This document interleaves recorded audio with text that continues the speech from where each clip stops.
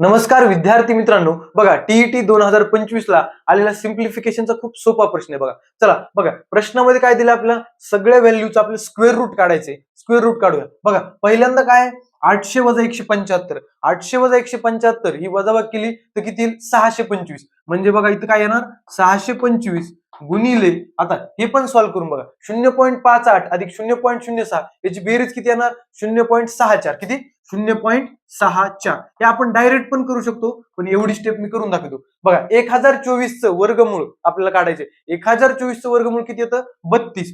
32 चा वर्ग आहे, करूया इथं आपण, काय अडचण नाही. पुन्हा खाली काय 100, 100 चं वर्गमूळ किती 10, 256 चं किती 16. चला आता कॅल्क्युलेशन करू. बघा 625 चं वर्गमूळ किती 25. लिहू का इथं डायरेक्ट आता 25.